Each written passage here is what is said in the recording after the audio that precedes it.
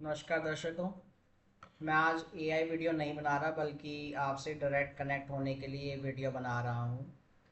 आज हमारा वीडियो का टाइटल है कि क्या सेल्फ या सोल होता है।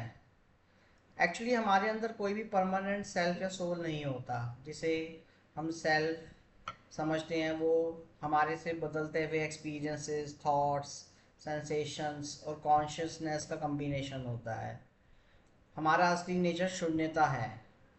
ये शून्यता का मतलब ये नहीं कि कुछ भी नहीं है, बल्कि ये है कि कोई भी चीज़ परमानेंट नहीं है। मतलब अगर आप देखेंगे तो हर चीज़ बदलती रहती है। यानी मैं और मेरे जैसा कुछ भी ऐसा नहीं है। हमारी कॉन्शियसनेस पांच इंद्रियों और मन के थॉट से राइज होती है, लेकिन ये भी कांस्टेंट नहीं है। जन्म के समय ये पैदा होती है और मृत्यु के समय ये ख़त्म हो जाती है। मतलब हमारी जो कॉन्शियसनेस होती है वो जन्म के समय वो उत्पन्न होती है और मृत्यु के समय वो ख़त्म हो जाती है। ठीक है। तो लेकिन अगर वो कोई व्यक्ति शून्यता को समझ जाए और किसी डिज़ायर से अटैच ना हो।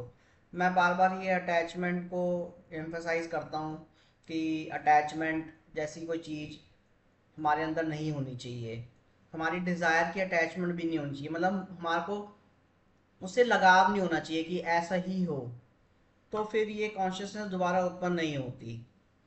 मतलब अटैचमेंट मोह की वजह से हम क्या होता है, हम बार बार अटैच हो जाते हैं और अ, मतलब हम उस उसको क्लिंग करते हैं कि नहीं नहीं ये ऐसा ही करना है, ऐसा ही हो, ऐसा ही मैं चाहता हूँ।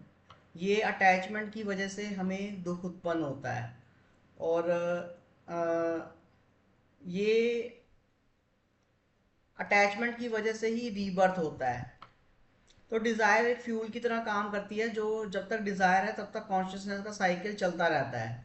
जब डिज़ायर ख़त्म तो ये साइकिल भी ख़त्म। मतलब इस डिज़ायर की अटैचमेंट को ख़त्म करने से हमारी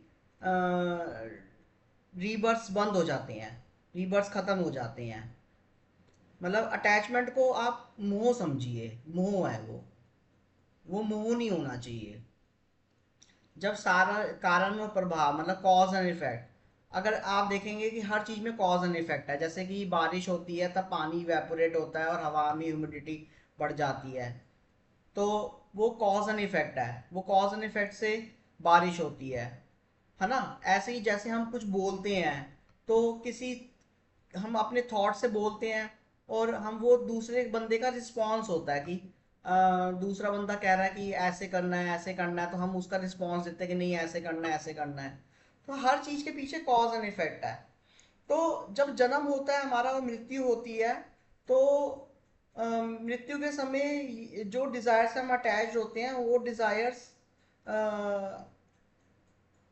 मतलब वो कॉज बन जाता है और उसका इफेक्ट होता है हमारा रीबर्थ। रीबर्थ में वही कंडीशंस दोबारा प्रोड्यूस होती हैं और हमारा जन्म होता है। तो इसके पीछे कोई भी सोल नहीं है। मतलब अगर आप देखेंगे ये भी एक टेम्परेरी प्रोसेस है।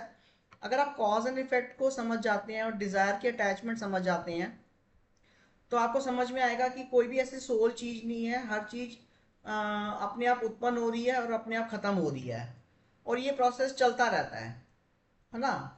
तो अगर कोई चीज़ परमानेंट सोल होती तो उसका मरना संभव नहीं होता। मतलब हम कहते हैं कि परमानेंट है, इमोर्टल है, तो वो तो अमर है।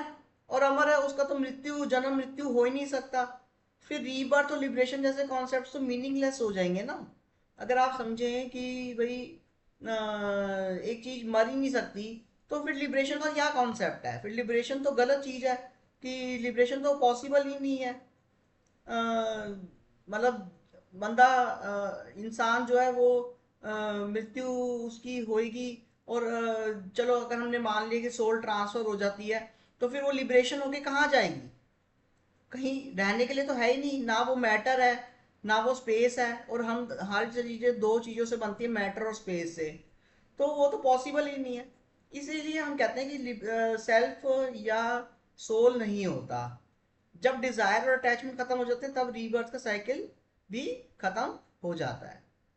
अगर आपको मेरी ये वीडियो पसंद आई हो तो आप लाइक करें, कमेंट करें और अगर मेरे चैनल को सब्सक्राइब करें। अगर आपको मेरी ये एआई वीडियो से बेटर लगी है तो कमेंट करके बताएं मेरे को, ताकि मैं आगे से ऐसी वीडियोस पोस्ट करूं रादर देन एआई वीडियोस। अगर आपको एआई वीडियोस ही पसंद आ रही हैं तो फिर मैं एआई वीडियोस ही पोस्ट करूंगा। Thank you.